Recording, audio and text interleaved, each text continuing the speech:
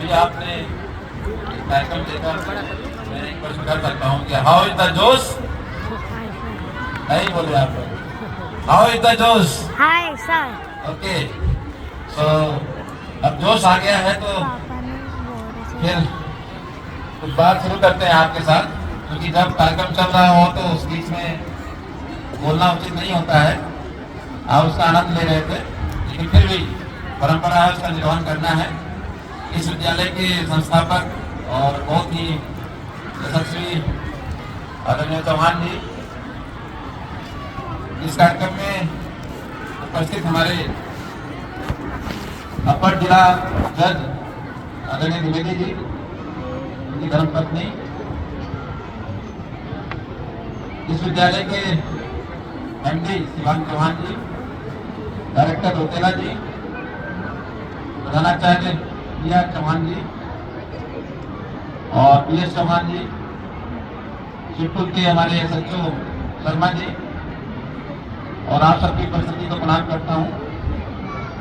अभी ये बात हो रही थी कि हिंदुस्तान एक नए दौर में अब चल रहा है, और ये दौर ऐसा है जहाँ हर क्षेत्र में हम आगे बढ़ रहे हैं, चाहे वो खाद्यान्न का क्षेत्र हो, चाहे इंफॉर्मेशन टेक्नोलॉजी का क्षेत्र हो, चाहे नैनो टेक्नोलॉजी का क्षेत्र हो, चाहे स्पेस टेक्नोलॉजी का क्षेत्र हो।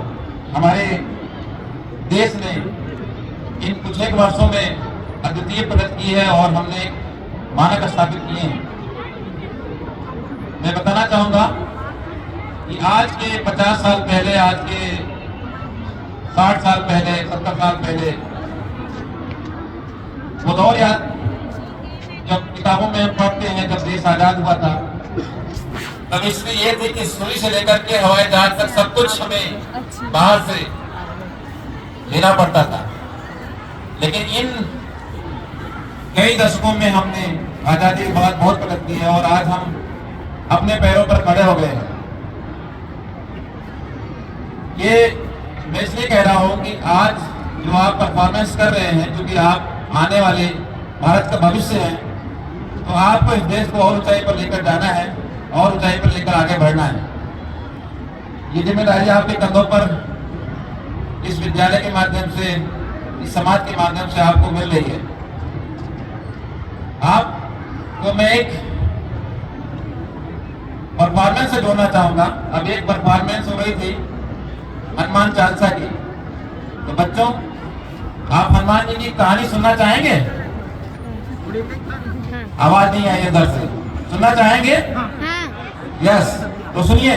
हनुमान जी का जो है पूरा जीवन एक मैनेजमेंट का एस्पेक्ट है। अब मैनेजमेंट का एस्पेक्ट कैसे है, इसको ध्यान करिएगा कि जब हनुमान जी सीता जी की खोज के लिए जाते हैं और समुद्र के किनारे बैठे होते हैं, तो वो चुपचाप बैठे रहते हैं। तो जामन जी उससे कहते हैं कि राम काज लगता हो तारा, तो सुनते भयो पर्वताकारा। जैसे ही जामवंत जी उनसे कहते हैं कि राम जी के काम के लिए तुम्हारा अवतार हुआ, वैसे ही हनुमान जी एकदम पर्वताकार हो जाते हैं और कहते हैं क्या मुझे आज्ञा दीजिए, मुझे करना क्या है? कहो तो मैं रावण को मार के ले आऊं या पूरी लंका को उठा करके ले आऊं? तो जामवंत जी कहते हैं ना ना, ये काम मत करना। आपको करना क्या है?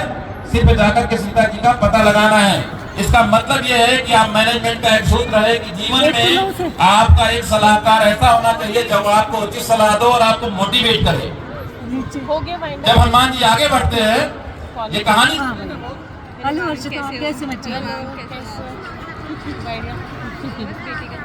अच्छा हो गया उसको? कौन सा था? अच्छा पिज्जा।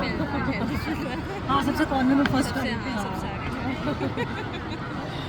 चलो बढ़िया। और सब ठीक है? सब ठीक है।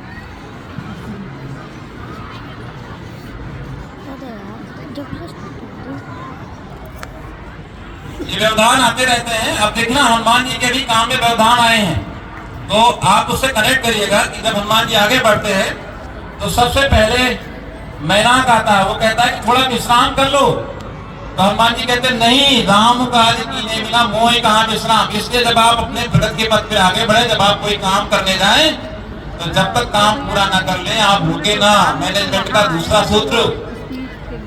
अब हनुमान जी आगे बढ़ते हैं तो उनकी परीक्षा ली जाती है और कहते हैं एक सुरसा सुरसा जो है आ जाती है, जो जिसको भगवान जो देवताओं ने भेजा हुआ है, तो वो संस्कृत सुरसा बदन बढ़ावा ताश धूम का प्रयोग दिखाओ। वो कहते मैं तुम्हें जाने नहीं दूंगी, मैं तुम्हें खाऊंगी।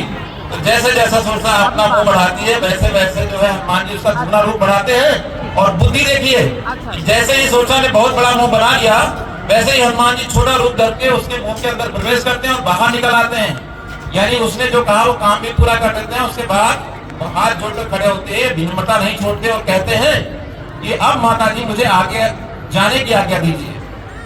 तो सुरसा कहती है कि आपकी 3 चीज की मैंने परीक्षा ली, बुद्धि, बल और मन, 3 चीजों की परीक्षा दी। आपकी भी जब समाज में आप जाएंगे, जब आप लोगों से मिलेंगे, जब आप आगे अपना परफॉर्मेंस देंगे, तो आपकी 3 चीजों की परीक्षा होगी, बुद्धि, बल और मन, 3 चीजों की परीक्षा होगी।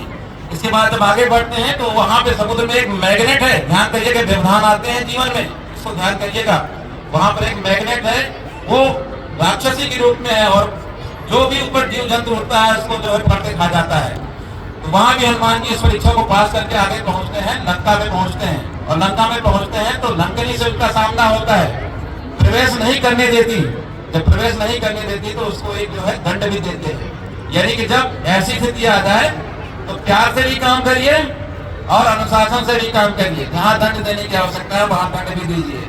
और इसके बाद एक सूत्र और सुनिए, ये कहानी का मैं आखिरी सूत्र सुनाना चाहूंगा। वैसे तो बहुत बड़ी कहानी है, लेकिन आपने हनुमान चालीसा अभी देखा था, उसका परफॉर्मेंस देखा था, इसलिए हनुमान जी के जीवन से सीखने के लिए बहुत कुछ है।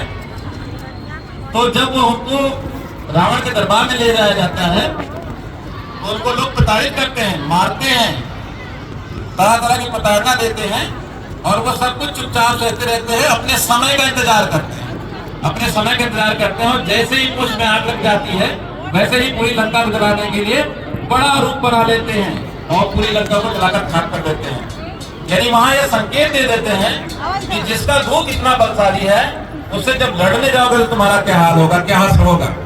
तो पूरी लंका डरी हुई है, सहमी हुई रहती है। लेकिन यहाँ एक चीज और ध्यान करिएगा कि अपनों को कैसे बचाव किया जाता है कि जारा नगर निमिष एक माही एक बनीसर कर गए। सबका घर तो जला दिया लेकिन अपने दोस्त का घर बचा दिया।